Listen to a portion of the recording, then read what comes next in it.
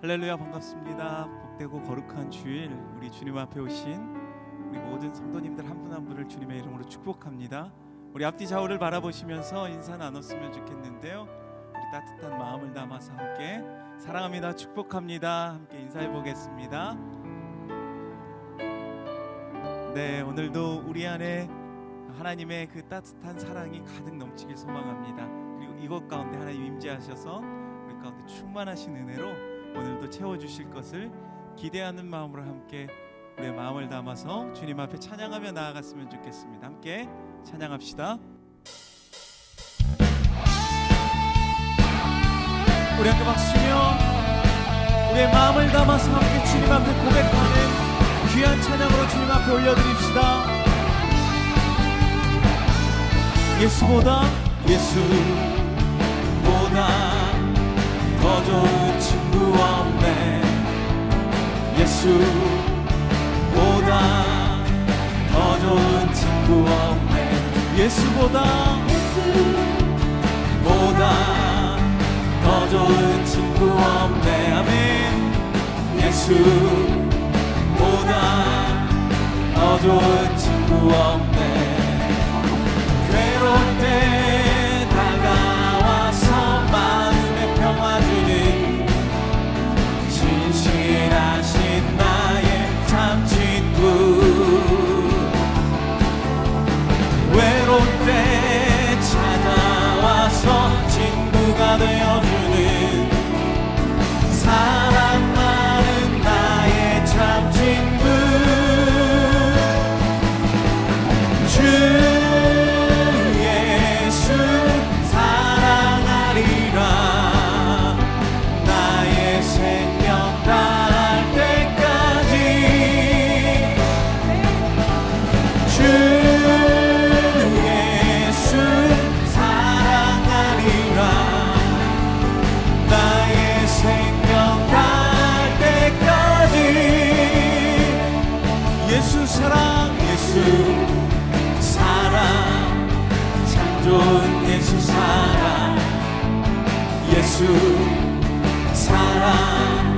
참 좋은 예수 사랑. 우리 다시 한번 고백합시다. 예수 주님의 참 사랑이십니다. 예수 사랑 참 좋은 예수 사랑. 세상에서 제일 가는 금으로 유혹해도 예수님만 사랑하겠네. 아멘. 세상에서 제일 높은 명예를 준다 해도 예수님만 따라가겠네. 주 예수 사랑하리라. 나의 생명 날 때까지. 주 예수 사랑하리라. 나의 생명 날 때까지. 괴로울 때 다가와서 마음에 평화 주는 진실하신 나의 참 친구. 외로울 때 찾아와서 친구가 되어주는 사랑 많은 나의 참 친구. 우리 함께 고백합시다. 주 예수 사랑하리라. 나의 생명 날 때까지. 주 예수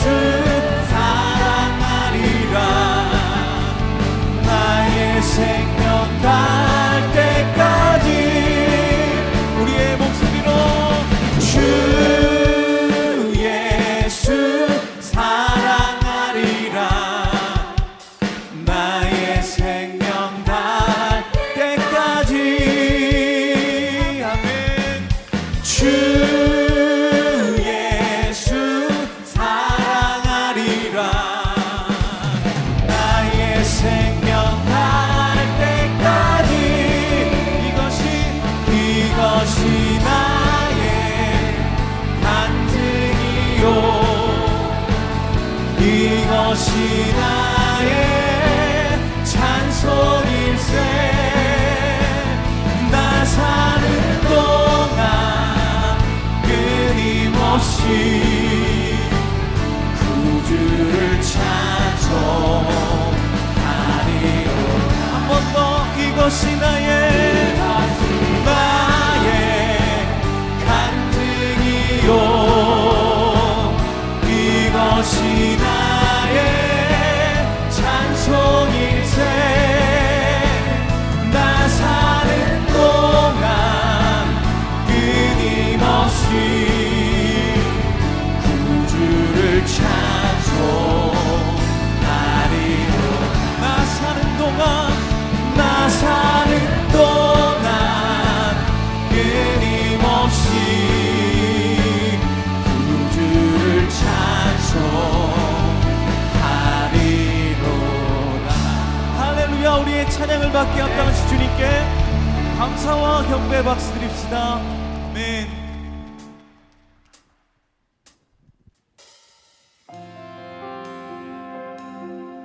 이 시간 우리의 눈을 들어서 우리가 주님을 바라보며 우리의 시선을 주님 앞에 고정하길 소망합니다.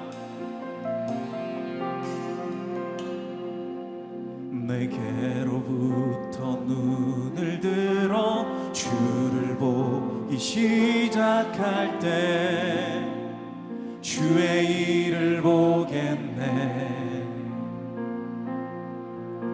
내 작은 마음 돌이키사 하늘에 꿈꾸게 하네. 주님을 볼 때 내게로부터 눈을 들어 주를 보기 시작할 때 주의 일을 보겠네. 작은 마음 돌이키사 하늘에 꿈꾸게 하네. 주님을 볼 때 모든 시선을 주님께 드리고 살아계신 하나님을 느낄 때 내 삶은 주의 역사가 되고 하나님이 일하기 시작하네.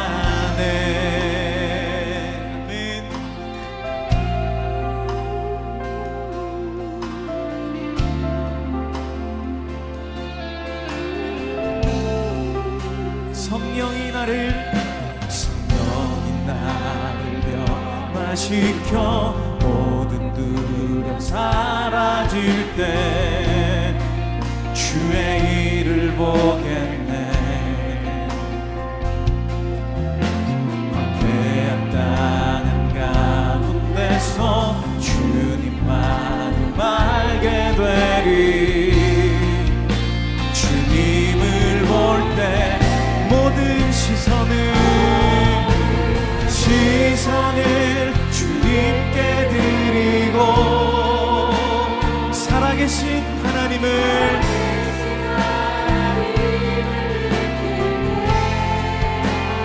내 삶은 주의 역사가 되고 하나님이 일하기 시작. 우리 다시 한번 두 손 들고 모든 시선을 주님께 드리고 전능하신 하나님을 느낄 때 세상은 주의 나라가 되고 하나님이 일하기 시작하네. 모두 자리에서 일어나셔서 찬양하심으로 주일 예배를 하나님께 드리겠습니다.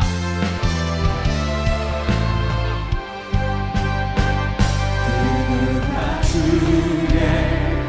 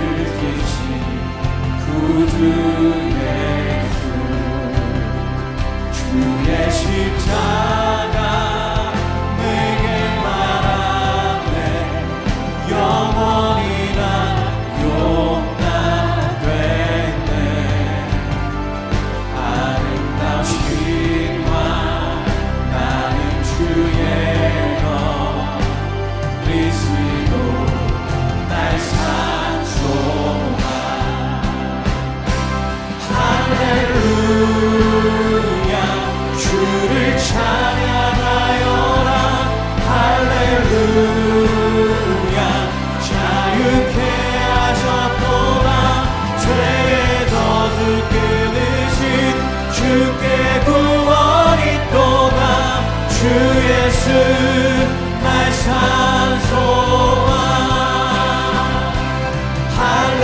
할렐루야 주를 찬양하여라 할렐루야 자유케 하셨도다 죄의 저주 끊으신 주께 구원이 또다 주 예수 날 산소와 그리스도 날 산소와 당신이 날 산소와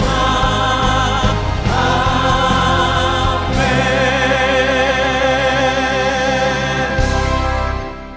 너희는 이전 일을 기억하지 말며 옛날 일을 생각하지 말라. 보라 내가 새 일을 행하리니 이제 나타낼 것이라. 너희가 그것을 알지 못하겠느냐? 반드시 내가 광야의 길을 사막의 강들을 내어 내 백성 내가 택한 자에게 마시게 할 것임이라. 이 백성은 내가 나를 위하여 지었나니 나를 찬송하게 하려 함이니라. 하나님은 영이시니 예배하는 자가 영과 진리로 예배할지니라. 아멘. 사랑하는 성도 여러분, 하나님이 기뻐하시는 예배는 상한 마음과 통회하는 심령이라고 하셨습니다. 이 시간 성령께서 깨닫게 하시는 잘못들을 가지고 진실한 마음으로 각자 입을 열어 참회하는 기도를 드리겠습니다.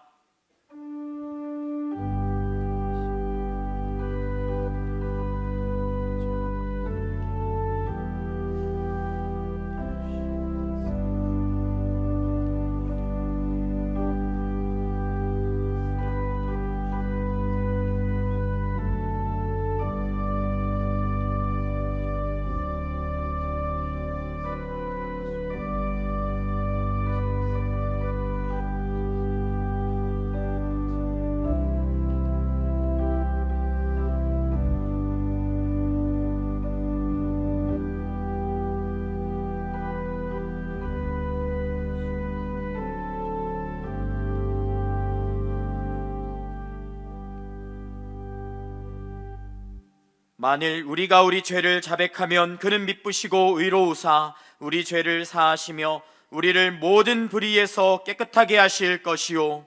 사랑의 주님, 이 놀라운 용서의 은총을 허락하신 것을 감사합니다.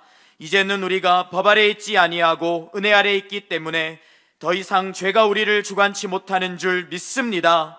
이 시간 우리를 다시 한번 성령으로 강건케 하시고 충만케 하여 주옵소서. 예수님의 이름으로 기도합니다. 아멘. 자리에 앉으셔서 찬송하겠습니다.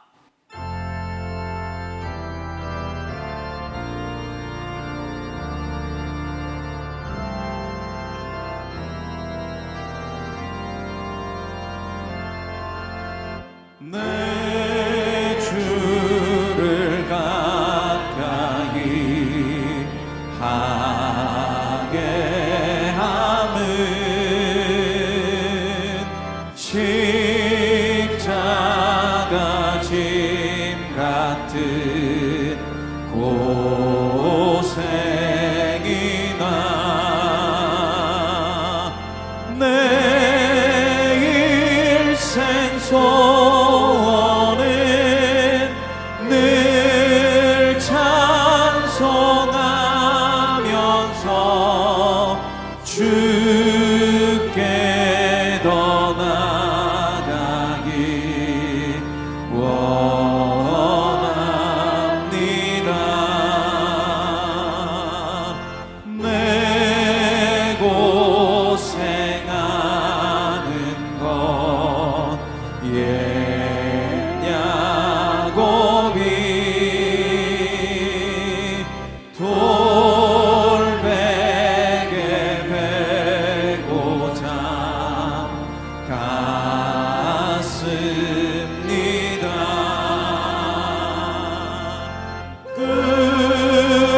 꿈에도 소원이 늘 찬송하면서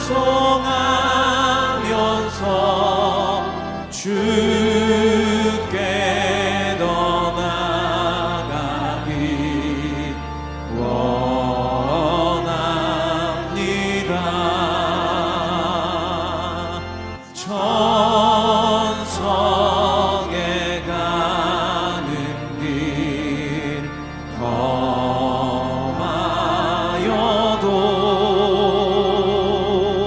생명길 되다니 은혜로다. 천사 날 부르니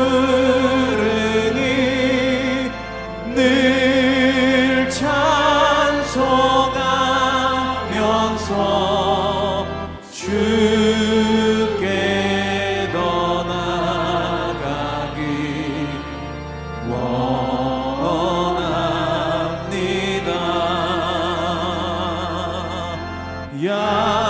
야곱이 잠깨어 일어나는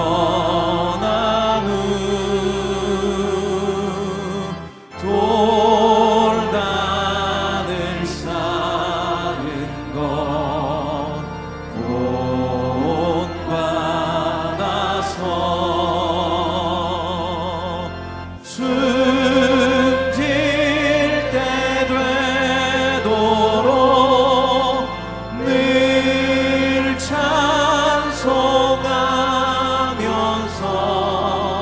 주께 더 나아가기 원합니다.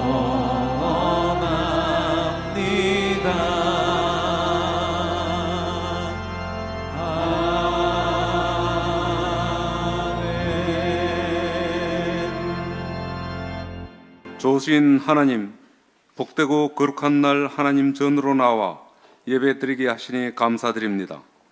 주일 예배 가운데 하나님의 영광이 가득하여 예배를 드리는 모든 성도가 살아계신 하나님을 경험하며 구원의 감격과 기쁨을 누리게 하옵소서. 오늘 강단에서 선포되는 이인호 목사님의 말씀이 하나님께서 허락하신 모든 것에 순종하고 감사함으로 세상을 이기며 살아가게 하는 힘과 양식이 되게 하옵소서. 교회의 음센터를 허락하시고 하나님 나라를 넓혀가게 하시니 감사드립니다. 함께할 좋은 동력자들을 보내주시고 이 음악교를 통해 다음 세대가 글로벌 리더로 세워지는 거룩한 공동체가 되게 하옵소서. 새해 새롭게 세워진 많은 재직자와 선김이들에게 힘과 용기를 부어주시어 상황이나 환경이 어떠하든지 함께 하시는 하나님이 행하심을 믿는 믿음 가운데 기쁨과 감사로 섬기게 하옵소서. 금요 비전 기도를 통해 큰 은혜를 경험케 하심에 감사드립니다. 이번 주 말씀 전하시는 금강교회 김영삼 목사님에게 큰 능력과 은혜 주셔서 은혜의 말씀이 선포되게 하시고 말씀과 기도를 통해 회복과 부흥을 경험하게 하옵소서. 제자반과 성장반, 1:1 제자 양육, 전도 폭발 등 여러 과정의 훈련생뿐만 아니라 미래준비팀 교사, 주차부 등 많은 선교민을 모집하고 있습니다. 온 성도가 적극 참여하여 섬김과 훈련 속에서 하나님이 주시는 놀라운 은혜를 경험하게 하옵소서. 2024년 새해에도 모든 성도님들과 각 가정을 날마다 지켜주시고 기쁨과 감사가 넘치는 한 해 되게 하시며 질병과 환난, 경제적인 문제 등 모든 어려움들을 해결하여 주시고 상처와 아픔을 주님의 손길로 치료하여 주시옵소서.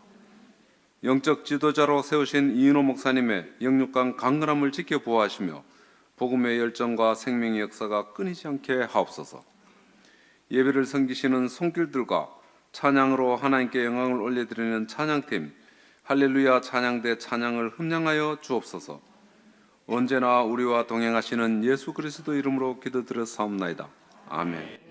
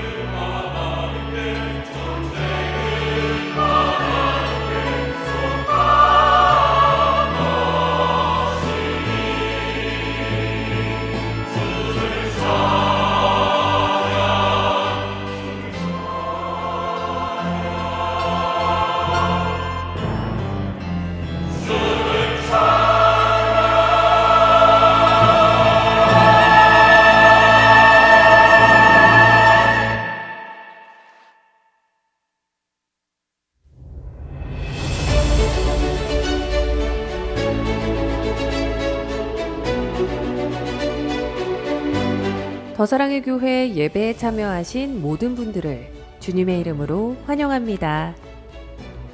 새로 오신 분은 예배가 끝난 직후 3층 새가족실에 오셔서 등록해 주시면 감사하겠습니다. 홈페이지를 통해 온라인으로도 새가족 등록을 하실 수 있습니다. 가등록 후 담당 교역자의 등록 신방을 받으시면 정식 등록교인이 됩니다. 또한 주일학교 미취학 부서는 교회 본당 1층과 지하에서, 유년부에서 고등부까지는 교회에서 100m 떨어진 이음센터에서 진행됩니다. 이음센터 1층에는 성도들이 교제할 수 있는 이음 카페와 소그룹실들이 있고 기독 대안학교인 이음학교와 상담실도 운영하고 있습니다. 홈페이지를 통해 온라인으로도 새가족 등록을 하실 수 있습니다. 또한 주일학교와 훈련, 목양, 봉사에 대한 자세한 교회 생활 안내는 홈페이지를 이용해 주시기 바랍니다. 오늘 새가족방 강의는 4과입니다. 지난 주일에 전교인 신년 산상기도회가 사랑의 교회 안성수양관에서 진행되었습니다. 많은 성도님들께서 함께 모여 뜨겁게 기도하며 믿음의 도약을 꿈꾸는 귀한 시간이었습니다. 또한 재직회와 각 사역 팀별 소개가 진행되었고 미래준비팀 사역자들을 축복하며 겨울 사역에 부어주실 은혜를 구했습니다. 또한 해외 단기 선교 대원들을 파송하는 시간도 가졌습니다. 계속해서 함께 모여 기도하고 응답받는 자리에 성도님들의 적극적인 참여를 바랍니다. 다음 주 3부 예배 후 2023년 결산 및 2024년 예산 결의를 위한 공동의회가 있습니다. 8기 기도사역학교가 1월 22일 월요일부터 26일 금요일까지 있습니다. 중보기도학교 수료자와 신임 순장, 재헌신하길 원하시는 분들은 꼭 동참해 주시길 바랍니다. 자세한 내용은 주보 6면을 참조해 주시기 바랍니다. 2024 제자훈련생을 모집합니다. 신청 마감은 1월 21일 주일까지입니다. 성도님들의 많은 신청을 바랍니다. 자세한 내용은 주보 2면 박스 광고를 참조해 주시기 바랍니다. 금요 비전기도회 이번 주 강사님은 금광교회 김영삼 목사님입니다. 자세한 내용은 주보 5면을 참조해 주시기 바랍니다. 이음학교 교사를 채용하고 있습니다. 자세한 내용은 주보 광고 10번을 참조해 주시기 바랍니다. 이성찬 장로, 박향랑 권사의 장녀, 이다울 자매의 결혼식이 금주 토요일 오후 6시 30분 서울 강남구 셀러벤 어셈디 아이올라홀에서 있습니다. 이청년부 전하라 자매와 이주찬 형제의 결혼식이 금주 토요일 오전 11시 서울 종로구 한국기독교연합회관 웨딩홀 3층 아가페홀에서 있습니다. 원활한 주차를 위해서는 2부 예배는 원익캐슬, 3부 예배는 스마트법주 주차장을 이용해 주세요.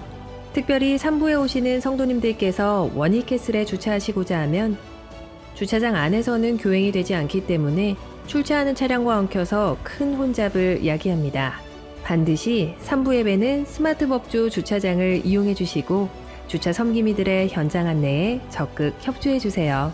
출차 시 스타벅스 앞 사거리는 극심한 정체가 발생하오니 검찰청과 법원을 지나 호수공원이나 이의고등학교 방향 또는 교회 방향을 이용해 주시면 감사하겠습니다.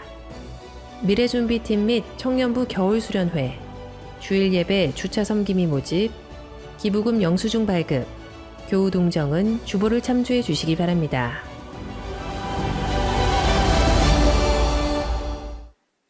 할렐루야. 주일 예배에 나오신 우리 성도님들 환영하고 축복합니다. 옆에 있는 분들과 인사하며 교제 나누겠습니다. 사랑합니다. 축복합니다.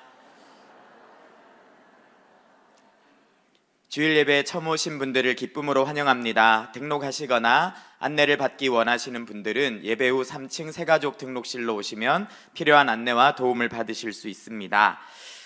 주보 4면을 보시면 미래준비팀 겨울 성경학교에 대한 정보가 나와 있습니다. 또 청년부 수련회와 관련된 일정도 나와 있습니다. 기도하시면서 우리 자녀들이 또 청년들이 다 참여하실 수 있도록 적극 협조해 주시기를 바랍니다. 금요 비전 기도회가 계속 진행되고 있습니다. 이번 주는 금강교회 김영상 목사님이십니다. 기도하시면서 다 와주시면 좋겠습니다. 제자훈련 성장반 모집과 함께 기도사역학교와 전도폭발훈련도 모집이 진행되고 있습니다. 모든 사역에 함께 동참해 주시고 훈련 받는데 애써 주시기를 부탁드립니다. 오늘 우리에게 주시는 하나님의 말씀은 구약성경 창세기 37장 12절에서 36절까지의 말씀입니다.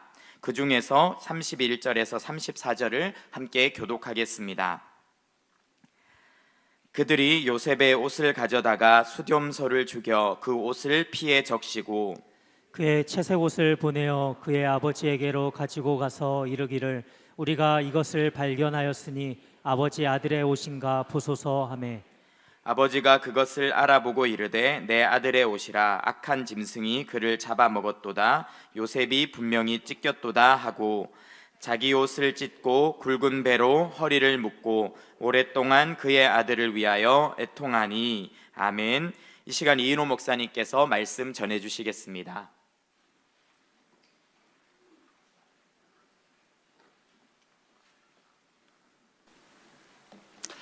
할렐루야. 예배에 오신 모든 분들을 환영하고 축복합니다. 이제 2024년도 대신방이 드디어 시작이 됩니다. 새로운 교구 또 새로운 교육자들이 아마 여러분에게 새로 편성이 되었을 텐데 가정을 신방하고 그 신방하는 분들을 영접하고 같이 기도하는 것은 굉장히 축복된 일입니다.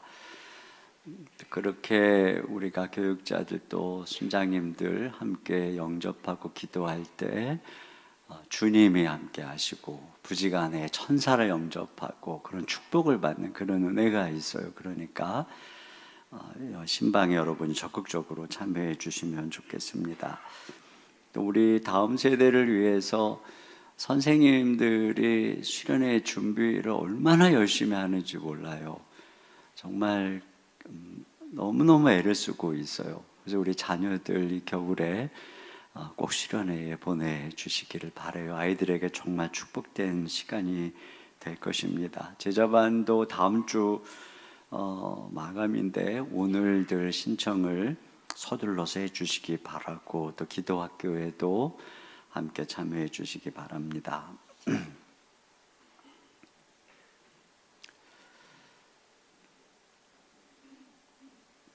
우리가 성경을 읽다가 보면 좀 어떤 성경은 마치 초장을 거닐면서 풀을 양이 뜯어 먹듯이 영적인 양식을 쉽게 발견할 본문이 있습니다. 또는 주렁주렁 매달린 과일에서 열매를 따먹듯이 성경을 통해서 영적 실과를 쉽게 따먹을 수 있을 때가 있습니다.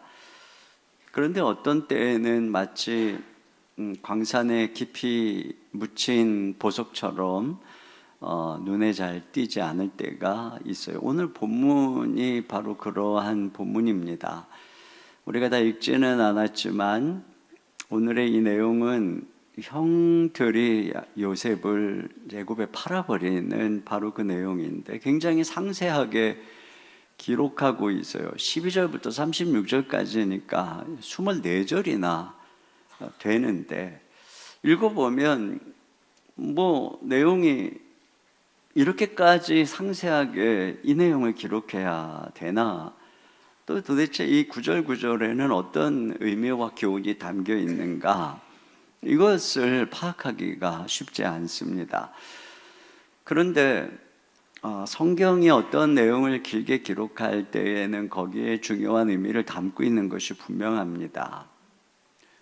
그리고 그 안에는 우리가 캐내야 될 보석과 소중한 진리가 숨겨져 있습니다. 근데 이럴 경우에는 곡괭이를 들고 또 드릴 같은 거를 들고 땅에 두꺼운 각질 지표면을 뚫고 또 돌을 끄집어내고 바위를 부수면서 들어가는 그런 작업이 필요합니다.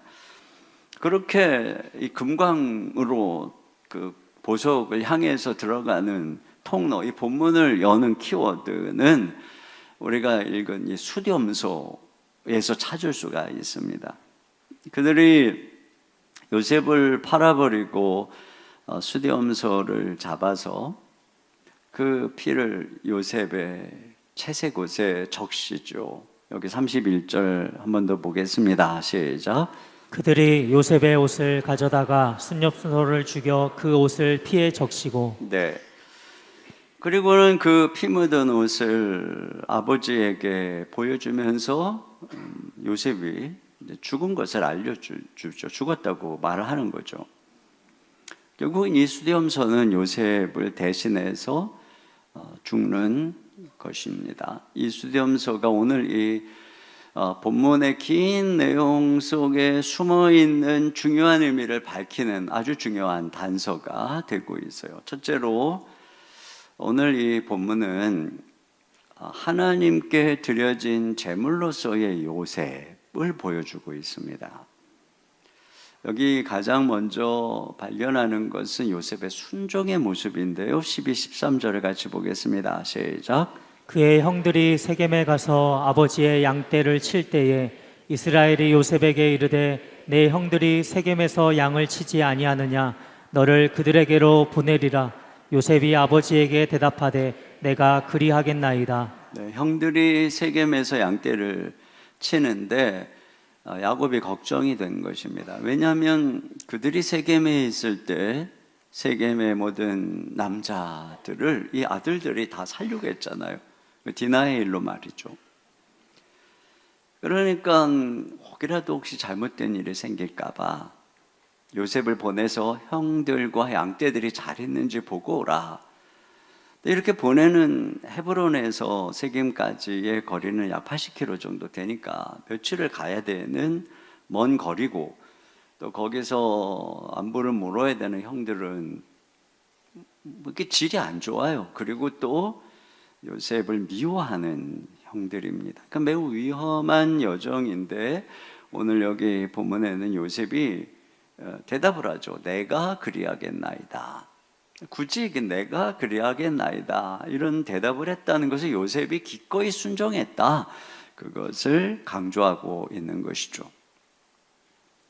이렇게 아버지의 말에 순종하며 나아가는 요셉의 모습을 이렇게 묵상하고 있으면 제 마음속에 누가 떠올랐냐면 이삭이 떠올랐습니다. 이삭. 여러분, 우리가 아는 것처럼 이삭은 모리아산의 번제물로 드려지는 그 여정을 아버지와 말없이 동행하고 그 아버지가 그를 번제단에 올려놓고 꽁꽁 묶을 때도 순종합니다. 근데 이삭은 죽음의 길에, 제물로 드려지는 죽음의 길에 순종한 아들이죠. 그러면서 오늘 본문을 묵상할 때 이 요셉 대신 죽은 숫염소와 모리아산에서 이삭 대신 드려진 이 숫향이 제 마음속에 오버랩되는 것을 느꼈습니다. 여러분, 아브라함을 하나님이 시험하셔서 독자 이삭을 모리아산에 가서 번제로 드리라 이렇게 말씀하실 때 그 시험의 핵심은 뭐였냐면은 네가 사랑하는 독자 이삭이 누구 거냐, 네 거냐 아니면 내 꿈을 위한 아들이냐. 근데 이것을 테스트할 때 아브라함이 지체 없이 이삭을 데리고 모리아산으로 가서 제단에 묻고 정말 칼로 그의 숨통을 끊으려고 했습니다. 그때 여호와의 사자가 다급히 그를 막았죠. 그리고 대신에 수풀에 걸린 숫양, 하나님이 예비하신 한 숫양을 대신 번제로 드립니다. 그때 아브라함은 숫양과 함께 무엇을 불태운 것일까요? 그것은 바로 그의 사랑하는 독자 이삭을 향한 집착, 소유권을 불태운 것이죠. 이 아들은 이제 더 이상 내 아들이 아닙니다. 하나님의 것입니다. 하나님의 꿈을 위해 드려진 것입니다. 이렇게 그곳에서 아브라함 안에 있는 독자 이삭은 죽었고 이제 그는 하나님의 꿈을 위해서 드려진 제물이 된 것이죠. 그런데 오늘 요셉 대신에 한 숫염소가 죽었죠. 피를 흘렸어요. 그리고 그 피를 요셉에게서 벗겨버린 채색 옷에 적시죠. 그리고는 형들이 채색 옷을 아버지 야곱에게 가져다 줍니다. 야곱은 그 옷을 보고 요셉이 사나운 짐승에 찢겨 죽었구나 생각하고 배로 허리를 동이고 오래도록 애통했다고 합니다. 34절을 같이 보겠습니다. 시작. 자기 옷을 찢고 굵은 배로 허리를 묶고 오래도록 그의 아들을 위하여 애통하니. 네, 이날 야곱이 그렇게 사랑하고 편애하던 요셉이 죽은 것입니다. 이 숫염소와 함께 야곱의 마음 안에서 아들이 죽었습니다. 여러분, 그뿐이 아니라 숫염소와 함께 그를 미워하던 형들에게서도 죽은 것이죠. 그들의 지배 아래서 죽었고 벗어난 것이고, 이제 그는 하나님의 꿈을 위한 제물이 되어서 애굽으로 보내진 것입니다. 여기서 몇 가지 중요한 교훈을 발견할 수 있어요. 첫째로는 꿈을 이루려면 육신적인 형들의 시기와 미움의 지배 아래서 죽어야 된다는 것입니다. 오늘 이 본문에서 또 우리가 발견하는 것은 아무도 안 보는 이 양을 치는 들판, 도단이죠. 그 들판에서 요셉을 죽이려고 하는 형들의 모습입니다. 근데 이 형들이 왜 요셉을 죽이려고 하는가, 그 이유를 20절에 이렇게 얘기합니다. 시작. 자, 그를 죽여 한 구덩이에 던지고 우리가 말하기를 악한 짐승이 그를 잡아먹었다 하자. 그의 꿈이 어떻게 되는지를 우리가 볼 것이니라 하는지라. 네, 요셉을 형들이 죽이려고 하는 이유는 하나님이 주신 꿈 때문에. 그래서 우리가 요셉을 죽이면 그가 꾼 꿈이 어떻게 되는지 한번 보자. 그러니까 꿈을 대적하고 있는 것입니다. 하나님의 꿈을 대적하고 하나님의 뜻을 대적하는 것, 그게 뭘까요? 그게 바로 죄인 것입니다. 그 형들 안에 죄가 지금 역사하고 있는 것이죠. 오늘 이 들판에서 요셉을 죽이려고 하는 형들의 모습을 묵상하면서 들판에서 아우 아벨을 죽인 가인의 모습이 떠올랐습니다. 하나님께서 자기의 제사와 제물을 맞지 않고 아벨의 제사와 제물을 받았다고 해서 가인이 시기, 질투, 분노로 화가 나서 이제 이 아우를 죽여야 되겠다, 이렇게 생각할 때 하나님께서 그걸 아시고 가인에게 경고하셨어요.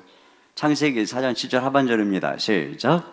죄가 문에 엎드려 있느니라. 죄가 너를 원하나 너는 죄를 다스릴지니라. 네, 죄가 문에 엎드린다는 것은 맹수가 이렇게 먹이를 잡아먹으려고 딱 엎드려 있는 것처럼 지금 이 죄가 이 가인을, 지금 분노에 차 있는 가인을 팍 잡아먹으려고 엎드려 있다는 것입니다. 그러니까 넌 좀 죄를 다스려야 된다. 그러나 결국 가인은 죄의 노예가 돼서 어떻게 하느냐. 자, 창세기 4장 8절입니다. 시작. 가인이 그의 아우 아벨에게 말하고 그들이 들에 있을 때에 가인이 그의 아우 아벨을 쳐 죽이니라. 그렇습니다. 죄에 의해서 지금 이런 일들이 벌어진 것이죠. 지금 바로 들판에서 아무도 안 보는 그곳에서 죄의 노예가 된 이 형들이 지금 이 동생 요셉을 쳐 죽이려고 모의를 하고 결국엔 팔아버린 것입니다.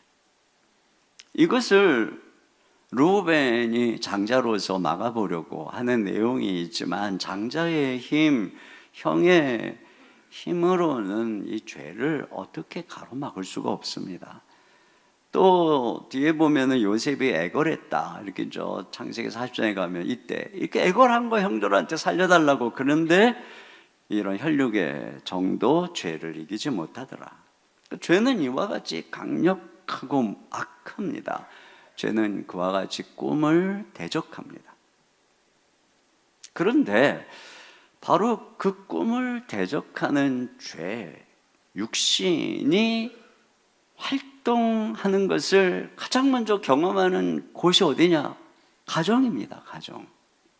그래서 가장 상처를 자주 받는 곳이 가정입니다. 형제 중에서 누군가가 잘 되면 사실 모두에게 좋은 것입니다. 그런데 죄는 그 잘됨을 시기하여 그 꿈에 상처를 냅니다. 또 이런 죄의 육신의 활동을 자주 경험하는 것은 미성숙한 친구 관계, 동료 관계, 또 공동체, 육신적 공동체에서입니다. 육신적인 관계나 공동체에서는 다른 사람들의 잘됨, 믿음의 진보, 열매를 시기합니다. 경쟁하고 질투합니다. 그래서 오히려 이 하나님이 주시는 꿈의 목적인 가정과 교회에서 오히려 꿈을 대적하고 꿈에 상처를 주는 일들이 생기는 것입니다. 그런 면에서 보면은 요셉이 팔려가는 것은 요셉을 형들에게서부터 벗어나게 하시는 하나님의 섭리인 것입니다. 이 형제들의 지속적인 왕따와 놀림과 차별과 상처, 모욕, 이것으로부터 요셉의 영혼을 보호하고 꿈을 보호하기 위한 것이죠. 하나님께서는 우리의 꿈을 보호하기 위해서 종종 우리를 시기하고 질투하고 미워하는 사람으로부터 우리를 벗어나게 하는 것입니다. 어떤 관계가 우리 안에 있는 하나님의 꿈을 격려하기보다 그것을 시기하고 질투한다면 굳이 그 관계를 계속 지속할 이유가 없는 것이죠. 독수리가 새끼가 둥지를 떠날 때가 되면 뭐 부드러운 거, 깃털, 나뭇잎들을 다 둥지 밖으로 던져버린다고 그러죠. 그래서 이제는 거친 가지들이 그 몸을 찌르도록 불편하게 만든다라고 합니다. 여러분, 이와 같은 것이에요. 이와 같이 이렇게 미움, 시기, 경쟁심이 자꾸 그 관계 속에 공동체에 찌른다면 어쩌면 하나님이 이제 너 둥지를 떠나야 돼, 이런 메시지일 수 있습니다. 이제는 날개를 펴고 창공을 날아야 될 때다라고 말하는 것입니다. 여러분, 우리가 정에 얽매이고 관계에 얽매이면 안 됩니다. 꿈을 향해서 달려가는데 굳이, 그것도 바쁜데 굳이 꿈을 조롱하는 사람들과의 관계를 유지하려고 애쓸 필요가 없을 때가 있습니다. 이 수렴소의 죽음, 그것은 바로 그를 미워하는 형들의 지배 아래에서의 죽음입니다. 또 한 가지, 꿈을 이루려면 육신적인 사랑과 집착 아래에서 죽어야 합니다. 여기 형들의 미움 아래서뿐 아니라 아버지 야곱의 집착 아래에서도 죽어야 합니다. 물론 자녀는 부모의 사랑 안에서 하나님의 꿈이 꽃피우죠. 그러나 누에가 꼬치 안에서 자라다가 나비가 되려면 그 꼬치를 찢고 벗어나야 되듯이, 여러분, 때가 차면 가정, 부모의 울타리를 떠나야만 꿈을 이룰 수가 있는 것입니다. 과거 모리아산에서 수대함과 더불어 아브라함 안에서 이삭이 죽은 것처럼 오늘 수렴소와 더불어 야곱 안에 있는 요셉이 죽었어요. 요셉의 채색 옷이 수렴소에 피로 물들어 있는 것을 보았을 때 야곱 안에서 요셉이 죽었습니다. 그런데 놀라운 것은 바로 이 장면, 이것이 이제 이 37장의 마지막 부분인데, 그 다음부터 드디어 요셉의 인생에 하나님이 주신 꿈이 펼쳐지기 시작하는 것을 보게 되는 것이죠. 야곱 안에서 요셉이 죽을 때 드디어 요셉 안에 있는 하나님의 꿈이 시작되는 것입니다. 물론 집착을 끊는다는 것은 참으로 어려운 일입니다. 하지만 우리가 기억해야 되는 것은 부모의 사랑이라고 무조건 옳은 것은 아닙니다. 이 에서 같은 경우에도 보면은 이 이삭이 얼마나 에서를 사랑했습니까? 그런데 그것이 하나님의 뜻을 거스르고 있는 것을 우리가 성경에서 보는 것이죠. 육신의 정이 하나님의 뜻을 온전하게 수정드리는 것이 아닙니다. 그런 면에서 결국 요셉은 이 수량과 함께 하나님 앞에 번제로 드려진 것이죠. 꿈을 위해 드려진 것입니다. 우리도 그렇습니다.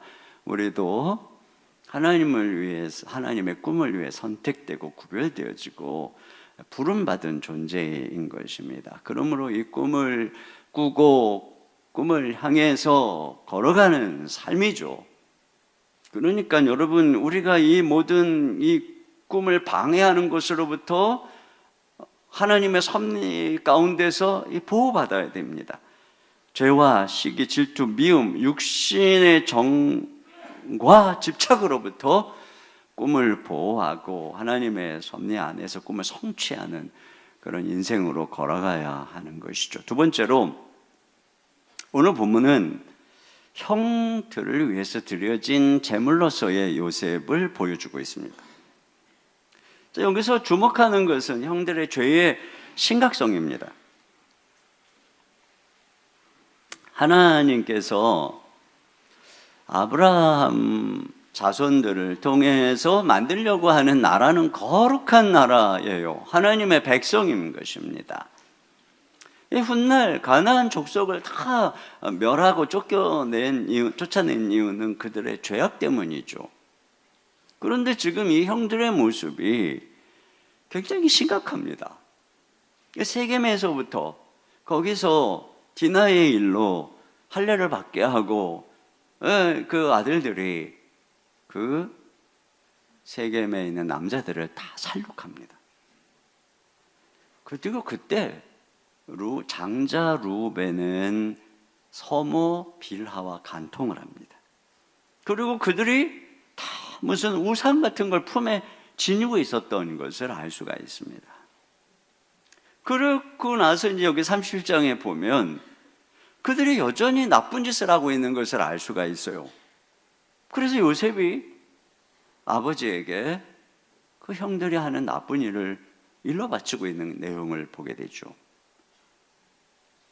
그리고 그러한 악함은 요셉을 미워하는 것을 넘어서 요셉에게 주신 하나님의 꿈을 노골적으로 대적하고 있는 것을 통해서 나타나고 있습니다. 결국은 그들이 사랑하고 돌봐야 되는 아우를 죽이려고 모의하고 인신매매해서 팔아버리는 그 악한 모습을 보여주고 있는 것이죠. 이어지는 38장에 가면 이 유다의 삶이 기록되어 있는데, 이 유다는 가나안 족속의 딸과 결혼을 합니다. 그러고 나서 그들에게서 태어난 아들들이 너무 악하니까 하나님이 다 죽여버리시는 내용이 나옵니다.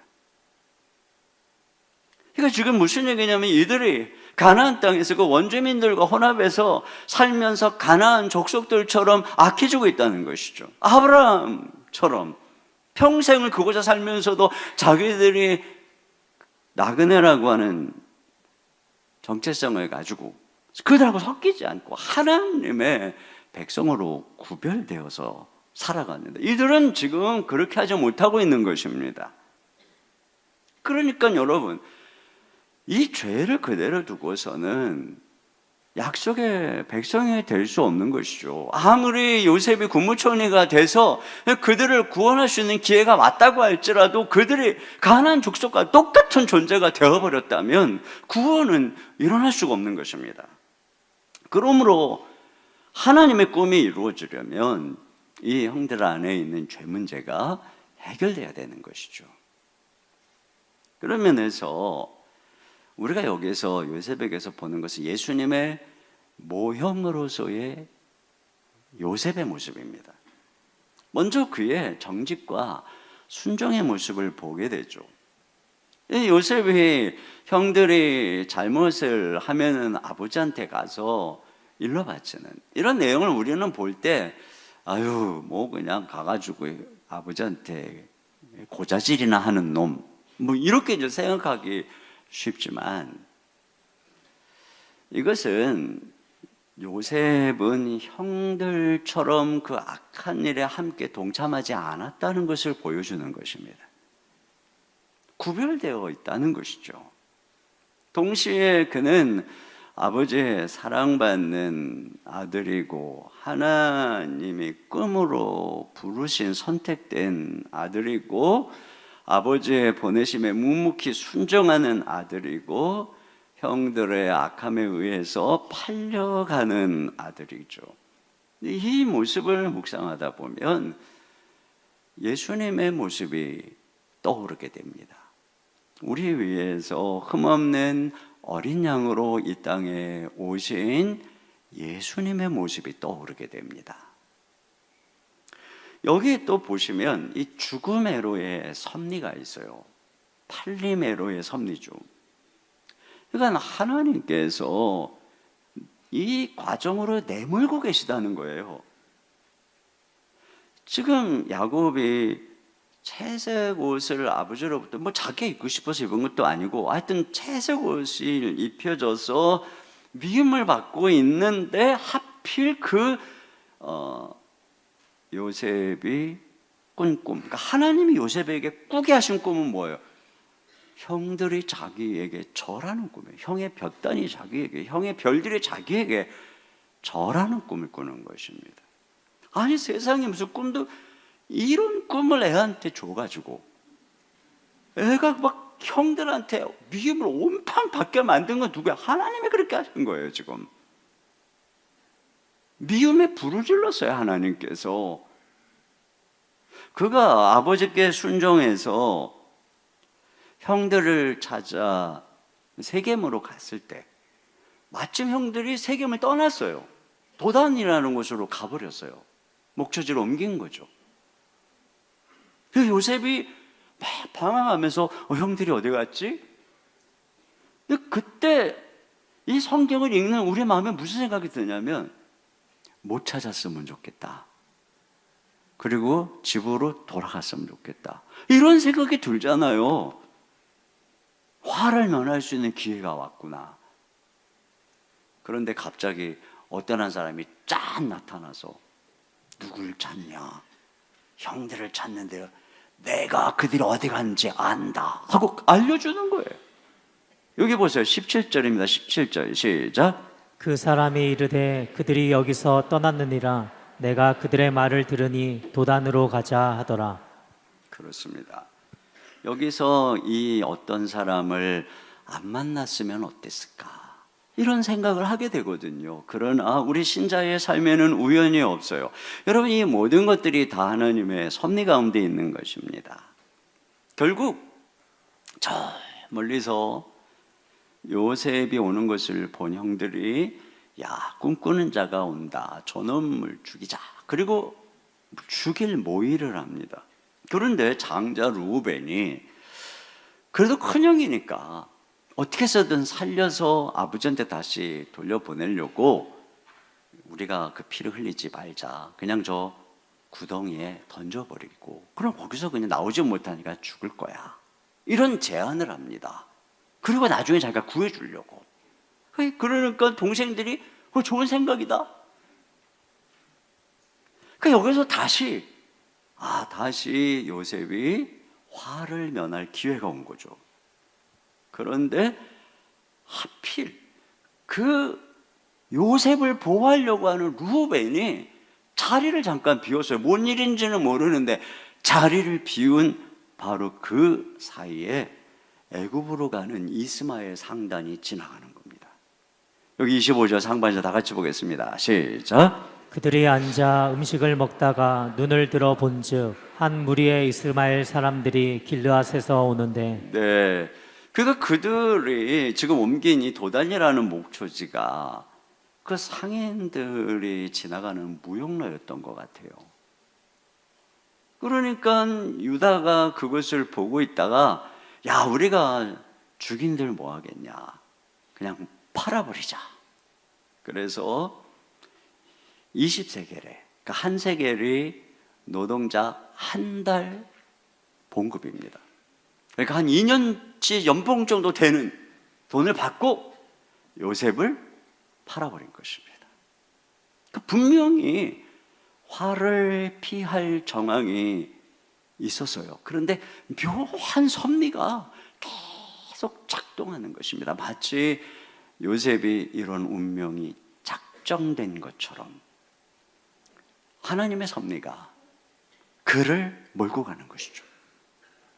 저는 이 모습을 묵상하면서 장차 우리를 위해서 죽음을 향해 보냄받으신 바로 그 한 분을 발견하게 됩니다. 여러분, 예수님께서는 정말 하나도 악한 일을 하신 일이 없어요. 죄가 없는 선한 분이에요. 그런데 그 주변에 제사장, 서기관, 바리새인들이 늘 예수님을 시기했습니다.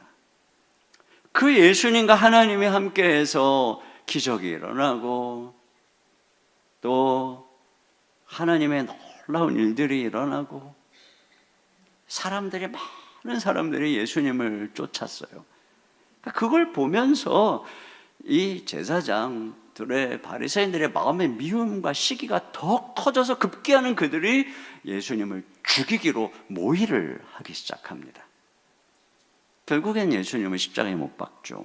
이런 예수님은 자신의 삶에 대해서 마태복음 26장에 인자는 자기에 대하여 기록된 대로 가거니와, 예수님의 삶은 성경에 다 기록되어 있었다. 운명이죠.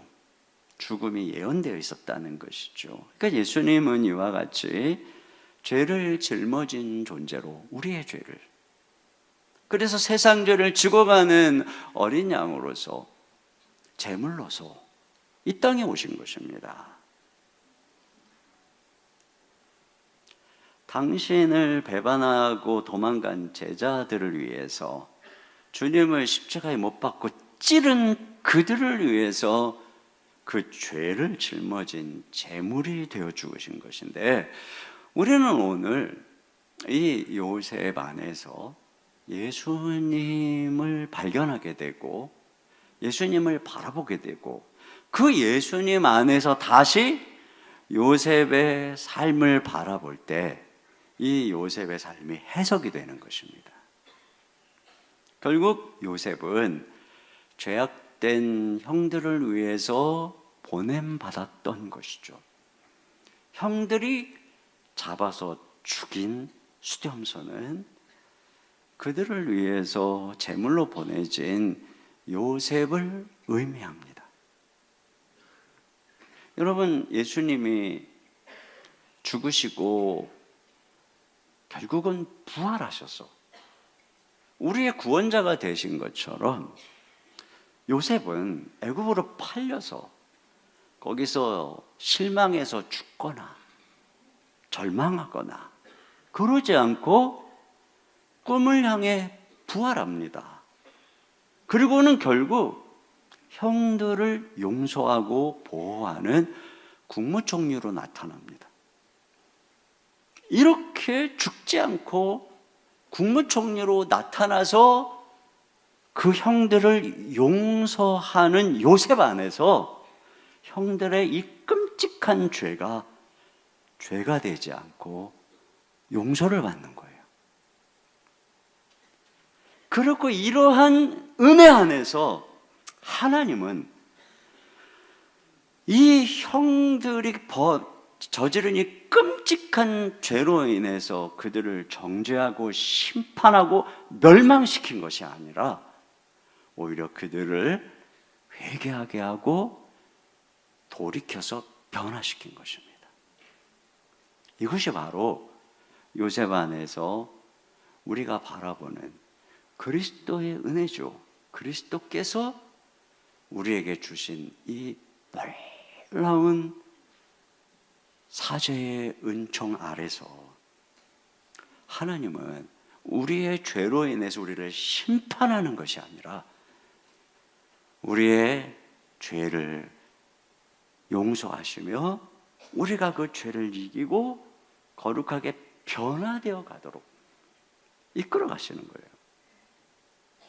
여러분,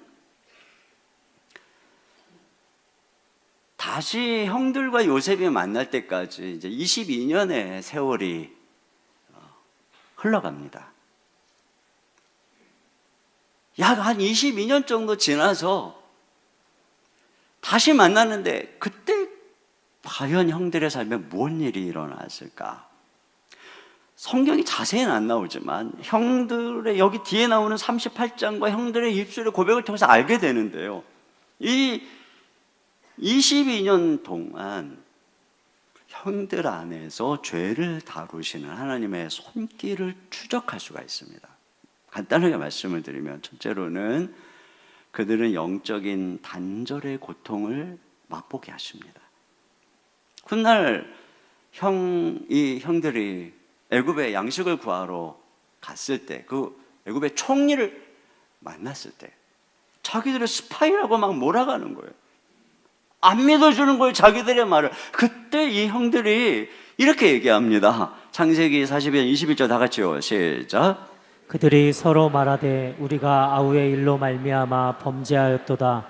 그가 우리에게 애걸할 때에 그 마음의 괴로움을 보고도 듣지 아니하였으므로 이 괴로움이 우리에게 임하도다. 네. 22년이 지났는데요. 어려움이 생기니까 대박 뭘 떠올립니까? 그때 그 일을. 그때 우리가 그 죄를 지어서 하나님이 이런 일을 당하게 하는 거야. 조그만 어떤 일이라도 하나님이 우리에게 벌 주는 거야. 이게 뭐죠? 영적인 단절이에요.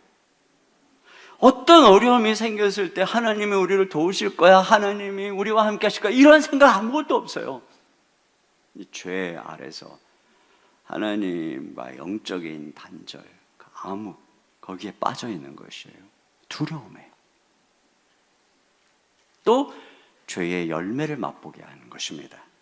그건 이제 이 38장에 보면 유다의 삶에서 보여지는 것인데, 그가 가나안 여인과 결혼했다는 것은, 여러분 지금 이 야곱의 아들들에게는 있어서는 안 되는 일인데, 난 더 이상 뭐 믿음의 백성이고 뭐고 없어, 나는 내 마음대로 살 거야, 뭐 이런 거죠. 내 정력대로 살 거야. 그런데 말이에요, 그게 하나님의 선택된 백성에게는 안 됩니다. 여러분, 하나님의 선택하지 않고 버렸던 에서는 해쪽 속의 딸들과 결혼을 했을 때 벌 안 받았어요. 하나님이 내버려 뒀어요. 그들하고 아들, 딸 낳고 번성하게 해주셨어요. 그런데 선택된 하나님의 백성은 그냥 내버려 두지 않습니다. 그거 어떻게 됐느냐? 두 아들이 다 죽습니다. 여기 38장 7절 다 같이 봅니다. 시작. 유다의 장자 엘이 여호와가 보시기에 악함으로 여호와께서 그를 죽이신지라. 네, 둘째 아들 오난도 죽습니다. 10절입니다. 시작. 그 일이 여호와가 보시기에 악함으로 여호와께서 그도 죽이시니. 그리고 얼마 있다가 아내도 죽습니다. 12절 시작. 얼마 후에 유다의 아내 수아의 딸이 죽은지라. 그렇습니다. 이거 보면 꼭 룻기를 보는 것 같아요. 나오미가 흉년이 들었다고 베들레헴을 떠나 모압으로 갔을 때 거기서 남편 죽고 두 아들 죽었잖아요. 이게 지금 하나님의 죄에 대한 징계죠. 그거 돌이키게 하는 것입니다. 그래서 결국은 자신의 죄를 거울처럼 보면서 깨닫게 하십니다.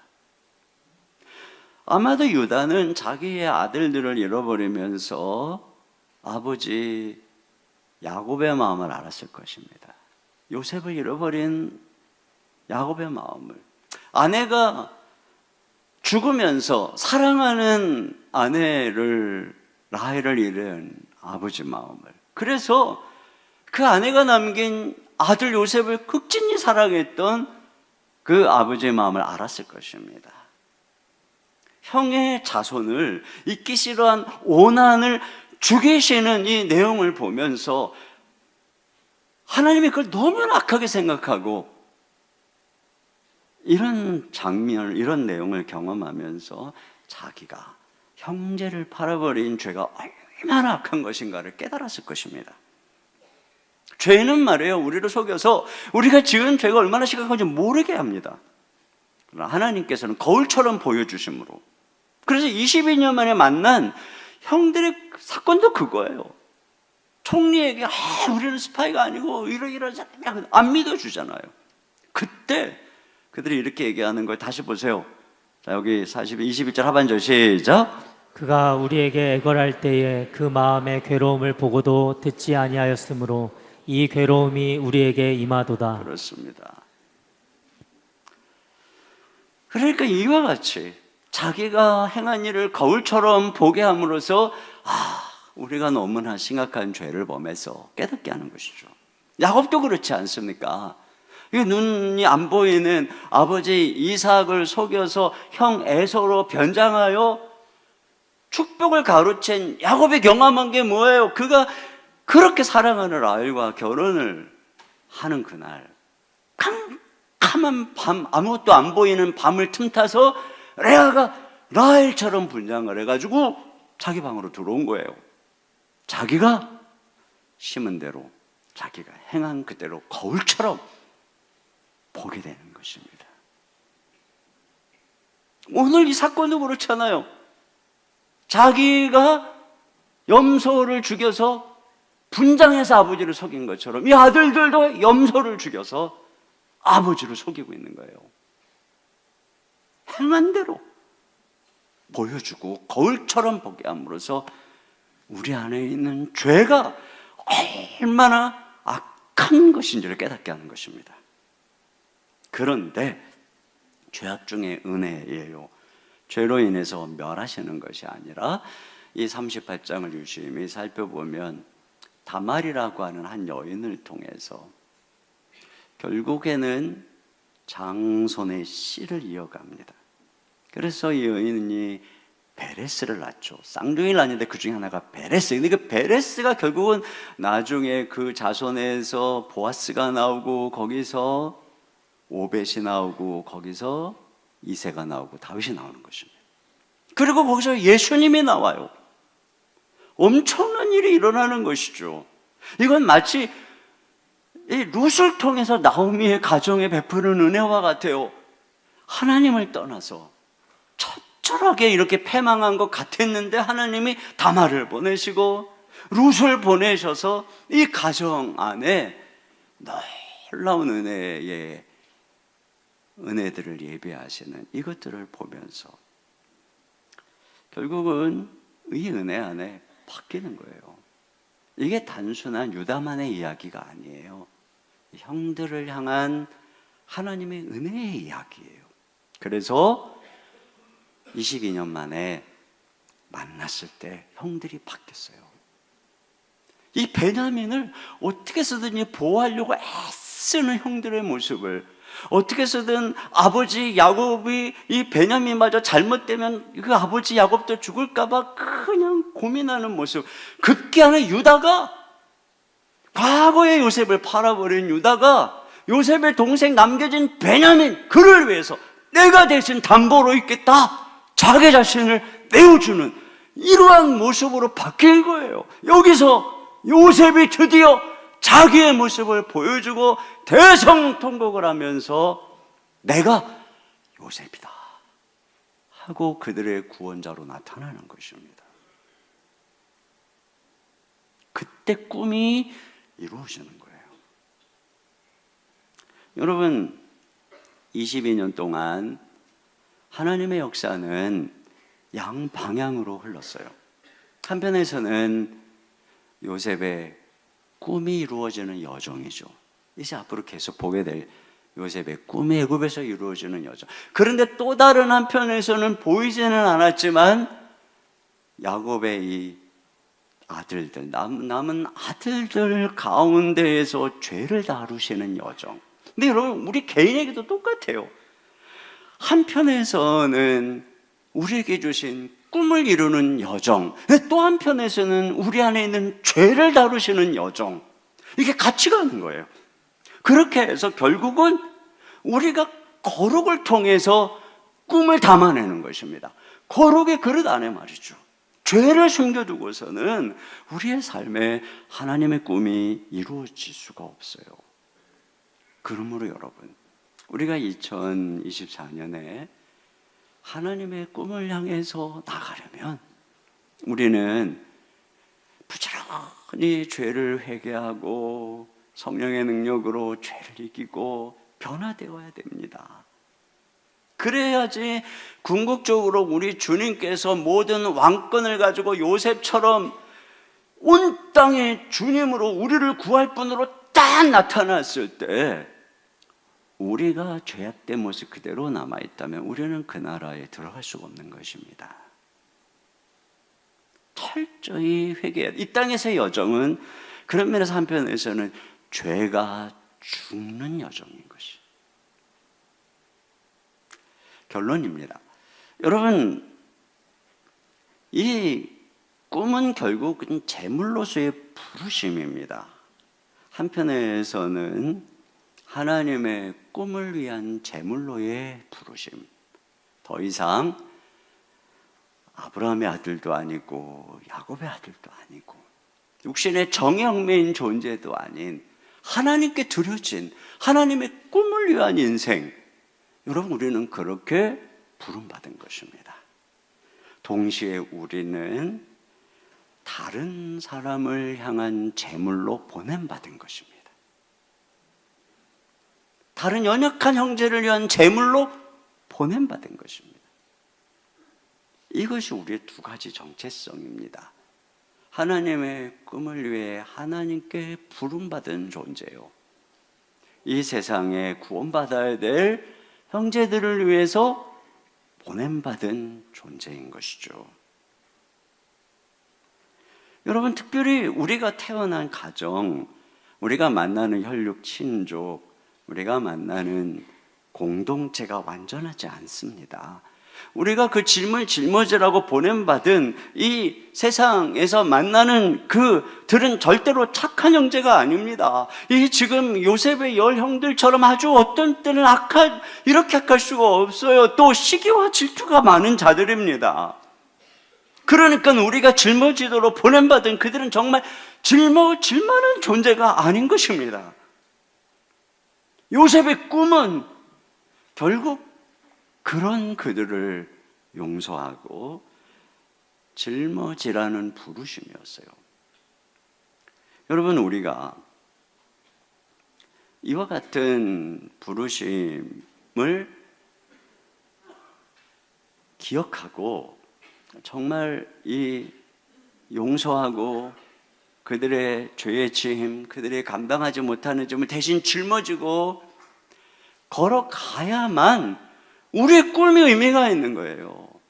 그래야지만 결국은 하나님의 나라가 이루어지는 것입니다.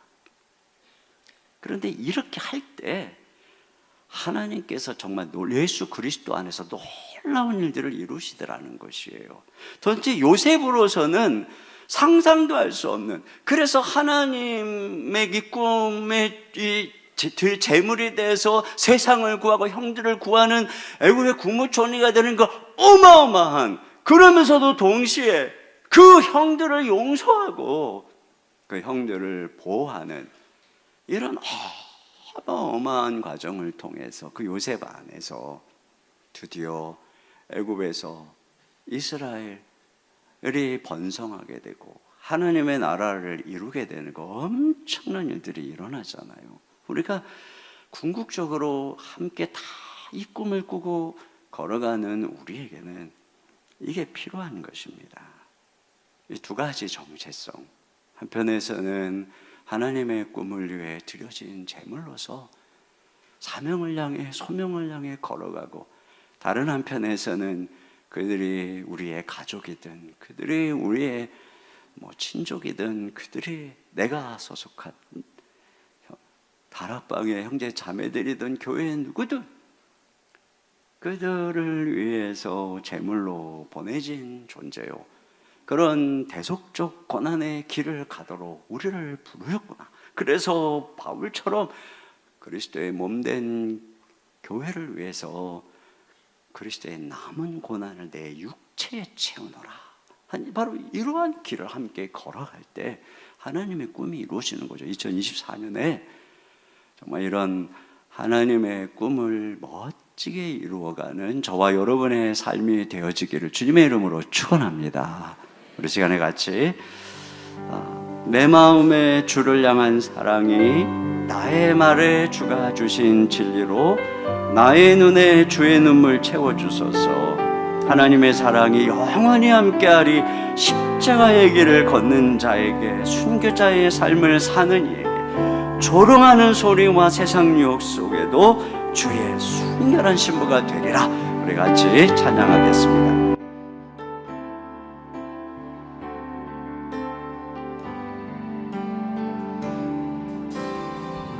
마음에 주를 향한 사랑이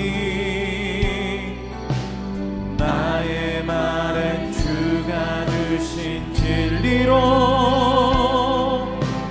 나의 눈에 주의 눈물 채워주소서.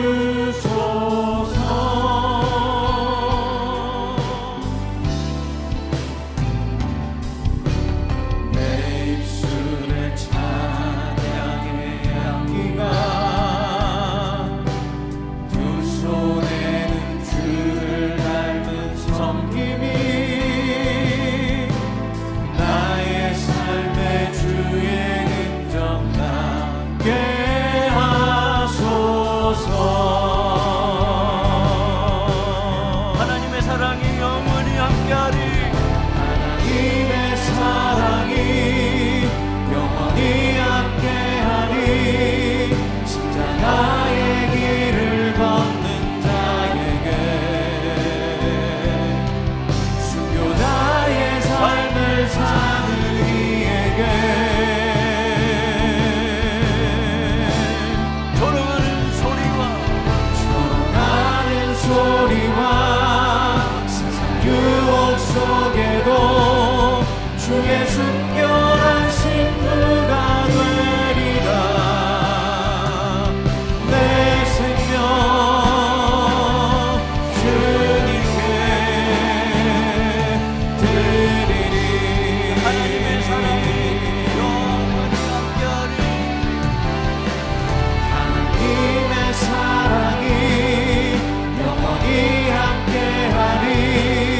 십자가의 길을 걷는 자에게, 순교자의 삶을 사는 이에게,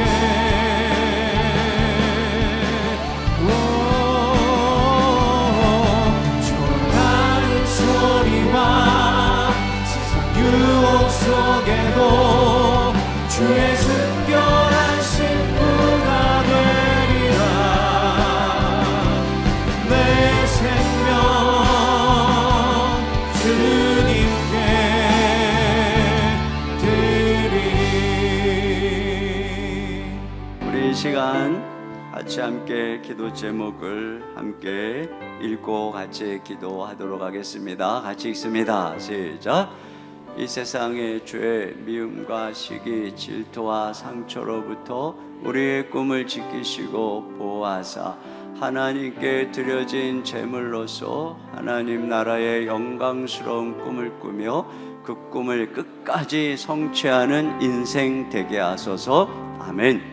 죄를 다루시고 징계하시는 하나님의 은혜의 손길을 통해 날마다 우리 자신의 숨겨진 죄까지도 깨닫고 회개하고 돌이켜 하나님의 꿈을 향한 사명자로서 거룩한 삶을 살게 하소서. 아멘.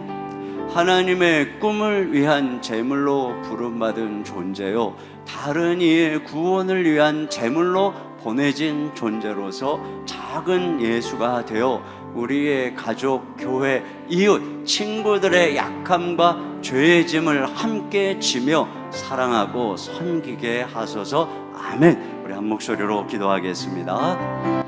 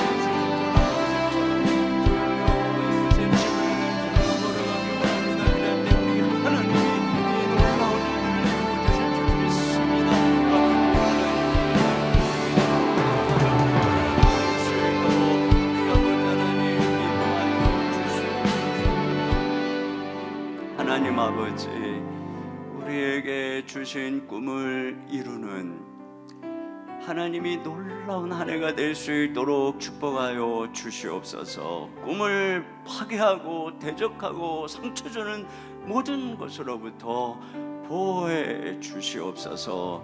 주님이 꿈을 향해 훨훨 날아가며 하나님의 꿈꾸는 사람으로, 부름받은 사람으로, 소명자로 살아갈 수 있도록 축복하여 주옵소서. 모든 우리 가운데 있는 죄를 회개하며 날마다 죄를 이기며 성령님의 은혜 속에서 거룩하게 변화되어 꿈을 담아내는 그릇으로 변화되게 역사해 주옵소서. 그리하여 주님, 이 땅에 우리 하나님의 꿈을 위해 부름받은 존재요, 이 세상의 구원을 위해 보냄받은 존재로서 우리 모두가 다 작은 예수가 되어 이 요셉처럼 형제의 짐을 지며 주님 사랑하며 섬기며 걸어갈 때 우리를 통해 놀라운 꿈이 이루어지는 은혜를 허락하여 주시옵소서. 믿음으로 오늘 주님이 말씀을 통해 우리에게 길어 올려주신 이 말씀을 따라 순종하며 걸어갈 때 우리 하나님의 위대한 역사가 우리의 삶에 이루어질 줄로 믿습니다. 이 시간 주님께 아버지의 꿈을 위해서 귀한 예물을 드립니다. 이 예물과 함께 우리의 삶도 제물로 드립니다. 주님, 흠양하여 주시옵소서. 축복하여 주시옵소서. 꿈이 이루어지게 하여 주시옵소서. 그리하여 세상을 축복하는 복의 근원, 복의 통로가 되게 하여 주시옵소서. 사랑하는 성도들의 앞길에, 생업에, 건강의, 가정에 복의 복을 부어 주시옵소서. 이 예물이 이 한 해 주의 영광을 위해서 귀하게 드려지고 쓰여져서 아름다운 열매 맺도록 축복해 주시기 원하오며 우리 주 예수님의 이름으로 기도하옵나이다. 아멘. 우리 하나님께 준비하신 헌금을 드리겠습니다.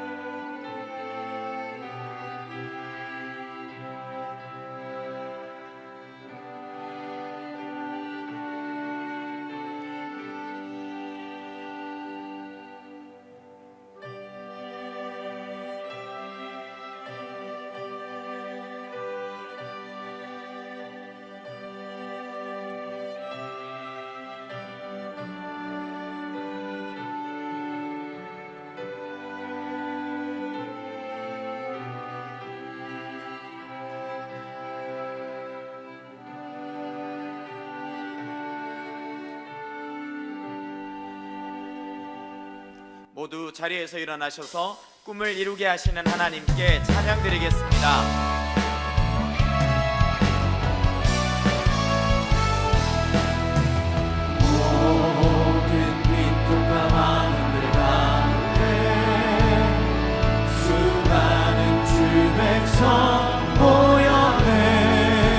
주의 보혈과 그 사랑으로 신뢰성 삼으시네.